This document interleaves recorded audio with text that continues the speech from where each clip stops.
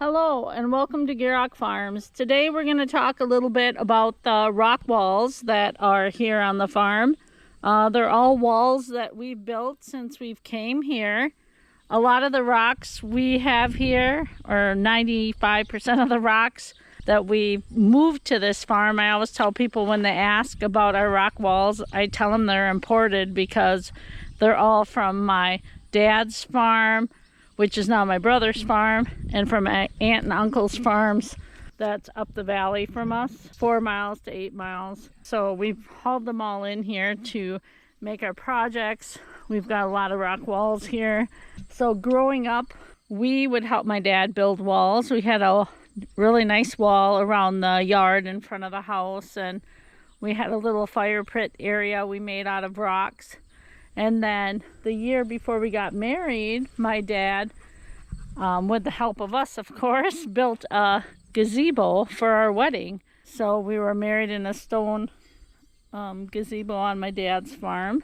That's still standing there to this day. Stone walls with home sawed lumber roof, and that's where my love of the rock walls came in, and it serves a practical purpose, especially on our hilly farm here, as a retaining wall. So we're going to talk kind of about that some today. This wall here behind the barn is a bunch of sandstone. There's an area here where there's bedrock back there, and through the years it kind of keeps whittling back, and we clean it out.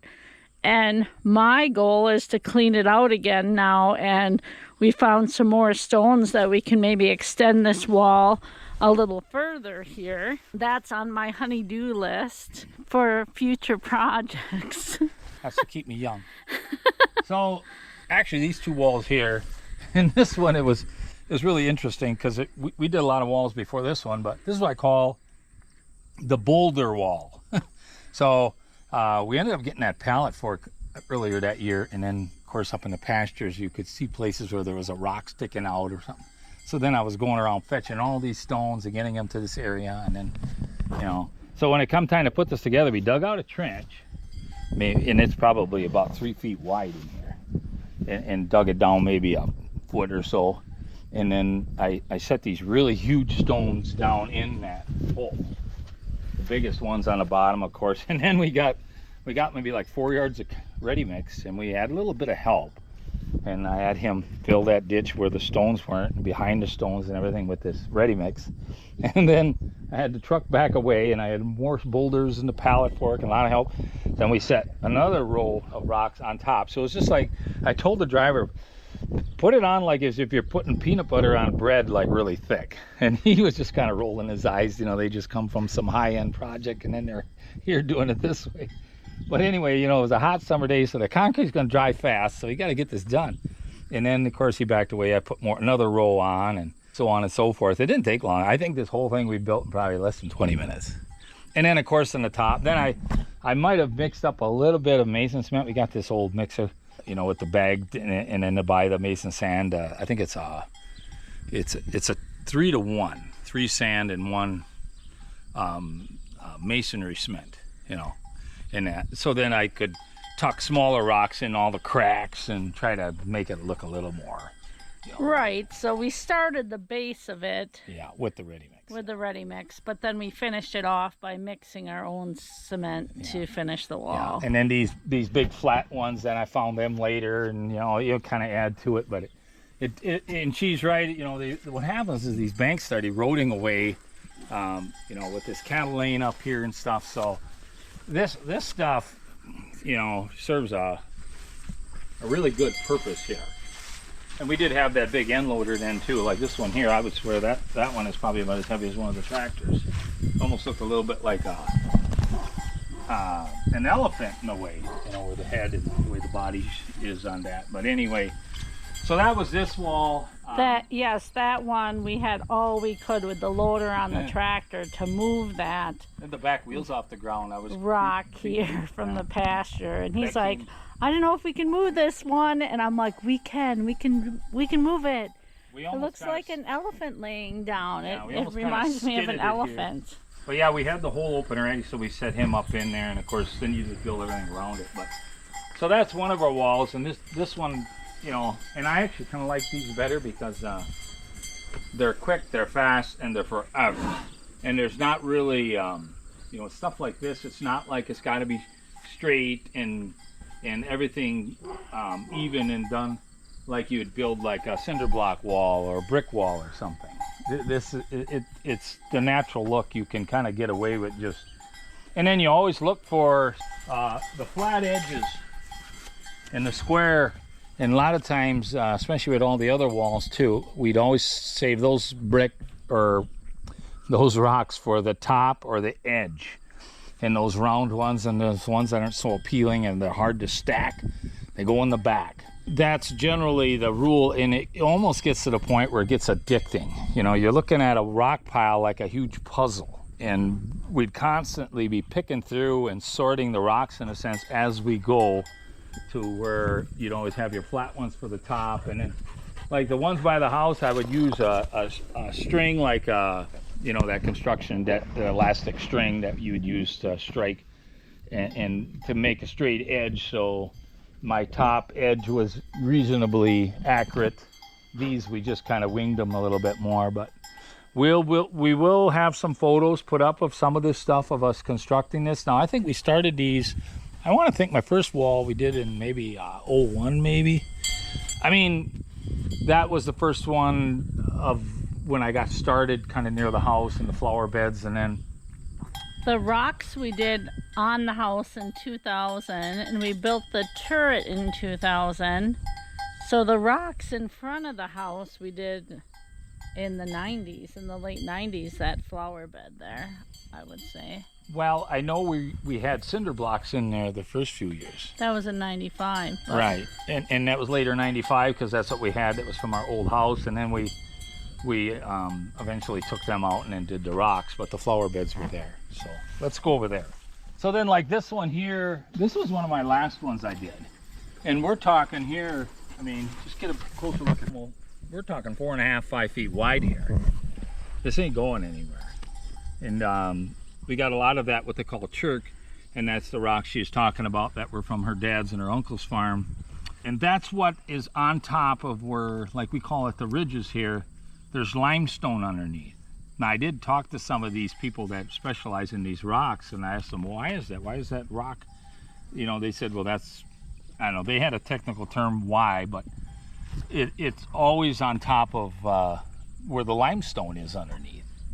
So that's what you'd get these in the field, and they're harder than concrete. Typically what they do is they no-till those farms, simply because tillage up there is just ridiculous. So this is one that's kind of behind our house in here.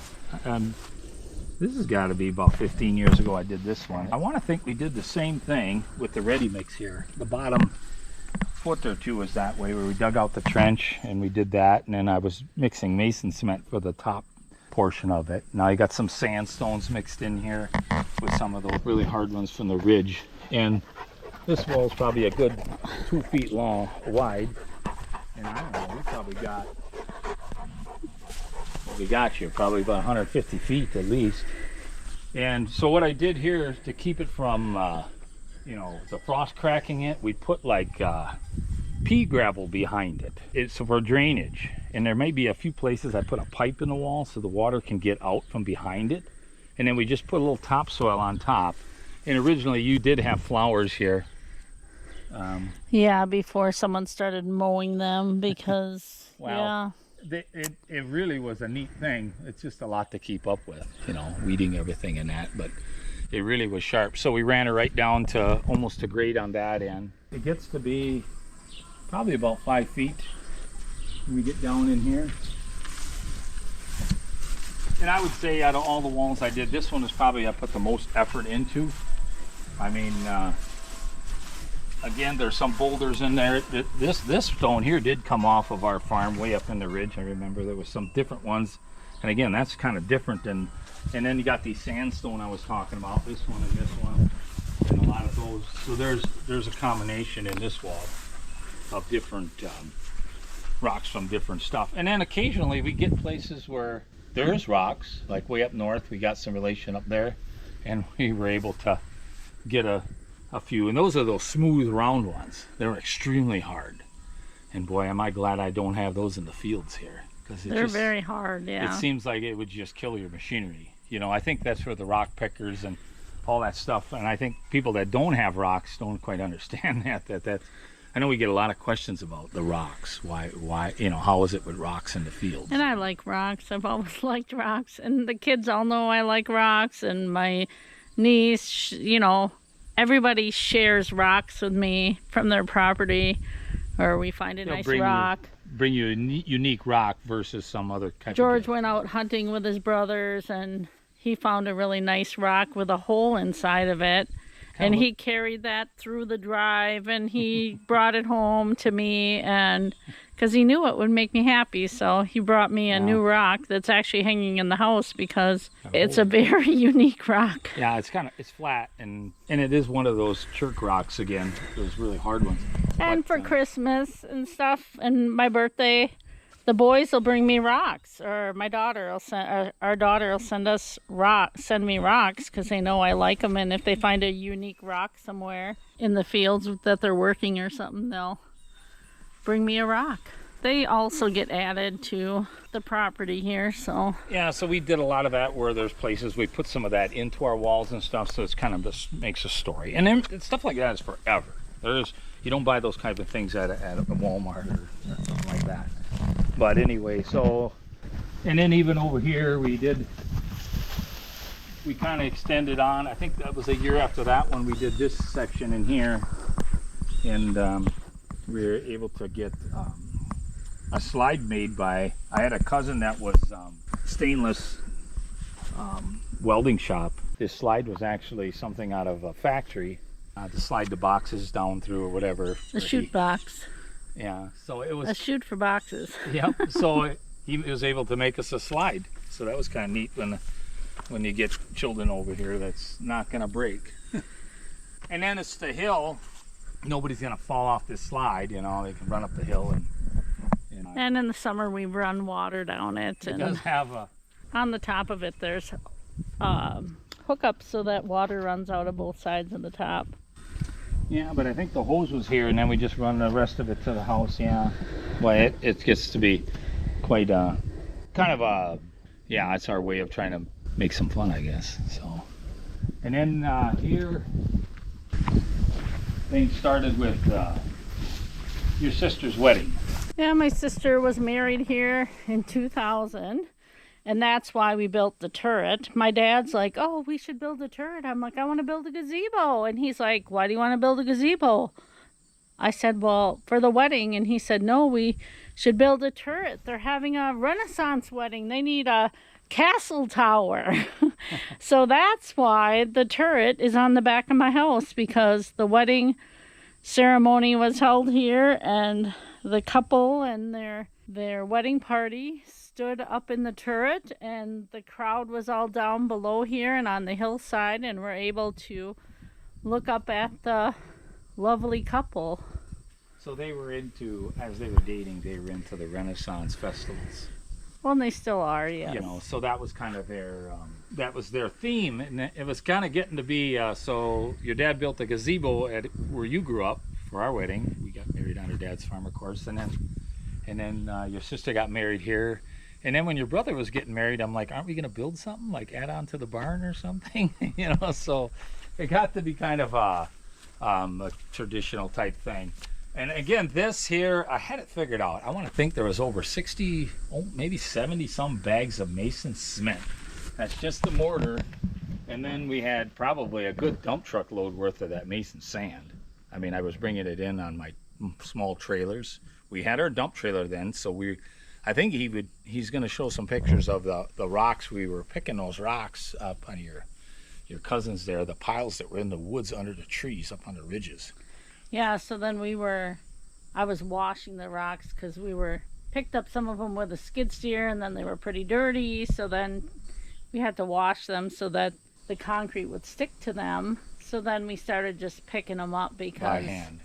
That was better in the long run. And then the dirt, what dirt was on them would fall off as they hit the trailer, and it stayed dry, and we didn't have as much dirt in the trailer and that. Right. But we kind of learned that as we went. But we probably had, a dozen people helping us put this thing together.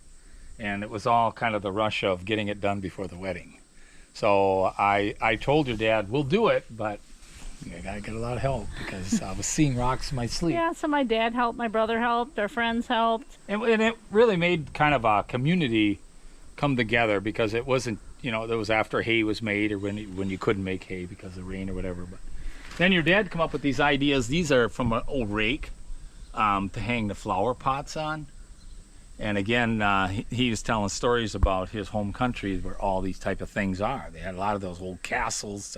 Well, they hung up like a family crest banner for the wedding and things like that, besides the flower baskets that hung off the... And what we have in here is, so right about this level, we got like a deck floor. I think there's a huge beam I got out of a bridge. I had to buy off of one of the neighbors. It was a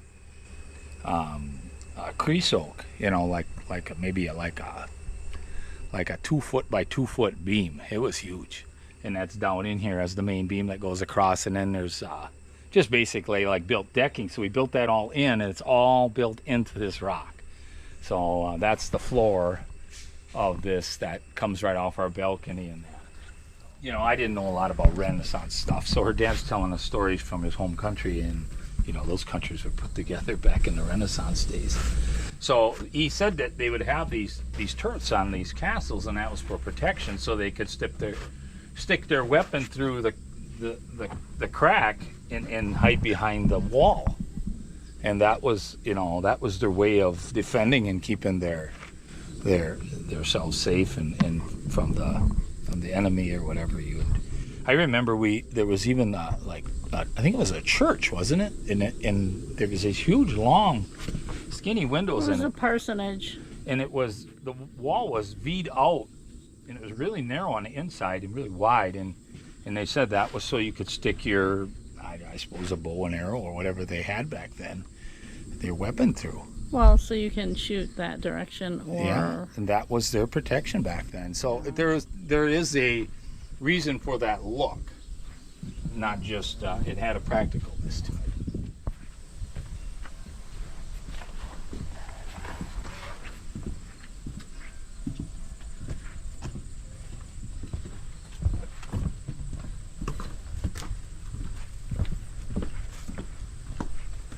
So now we're on the lower side of the turret, and as you can see, I have a trumpet vine growing on it that I got from a friend of mine many years ago. I suppose back in 2000 or 2001, and we planted that on the outside. It kind of camouflages it some from below, but they just adhere right to the turret. And you can see how they're like hooked right into the rock. Yeah, like it's a part of the rock now. You know, pretty interesting. I don't think you want it on the siding of your house, but it looks really good on the turret anyways. Yeah. So it's just part of the turret. It is the turret. You can see how the balcony here is how the rocks are molded to it. Again, I remember your dad saying this will survive anything, the fire, wind, and it's on the north side, so it does block the northwest wind a bit too for the sake of the house. So this is one of the early ones I did too, and I think I had a string tied, and I had a tractor, one of my M tractors to tie it to keep a straight line. So I got a little more into getting everything more positioned, because it is kind of right in our front of our driveway. And then you got another level up higher that's blended into the retaining wall of the house already. So, and it, you know, it's gonna need a little TLC again, but it definitely, and then here's them rocks you were talking about where you were getting as gifts. I think one of the boys brought that home from their agronomy job. Something they caught with a machine. Like, yeah. And I love them. They're so nice. Yeah. So anyway, so they'll be part of another project here. Right. Eventually they'll be incorporated into a wall. Right. And again, there's pea gravel, and I think I might even have some styrofoam back behind to prevent the frost from pushing it. And then of course this chunk just a foot away is part of the wall. It's not actually connected to the driveway, so when the driveway starts heaving and stuff, it doesn't affect the wall. I mean, those are things we learned over time, and of course your dad was always trying to tell me what he thought too. Okay, so now we're in the center of the yard here by the fire pit. And this is something I had as an idea, design. We made this in 2008. We had some company here from Switzerland at the time, and my cousin helped us as we built the fire pit. And we have old farm implement seats, and they're all at a little different level because everyone's a different height. And so this would be my seat, that would be George's seat, like, because we're all different heights of our legs, we have different seats. And then the rim in the middle, that was on a tractor that got burnt up in a shed somewhere, so I was able to get that rim for nothing and then build the rock around it. And then I got pipes in the bottom for the air to come in when you burn the fire, you know, so it actually burns. Otherwise it seems so it's vented. Yeah, so otherwise it kind of smothers. When we were building this, we kind of had to have a plan. We used the forms for the corn crib. I got forms that made those pads for the cribs to make this circle.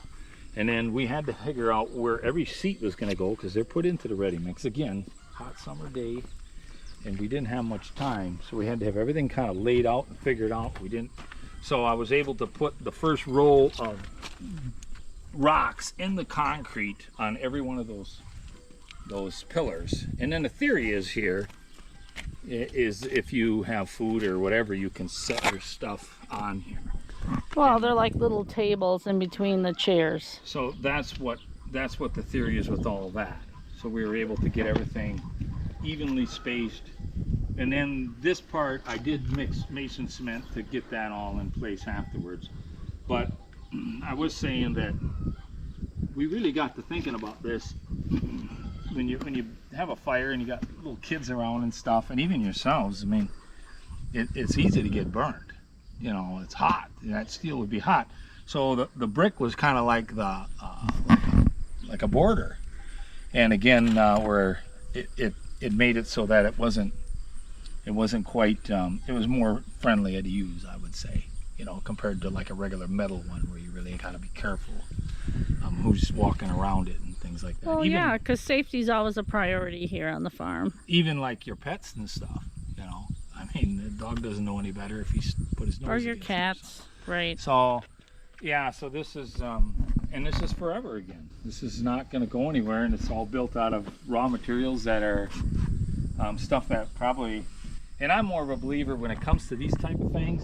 I don't like them just to be for decoration. I like to see stuff practical use. Well, thanks for coming along with us today. Thanks for watching our video, and make sure you share it with your friends if you found something interesting.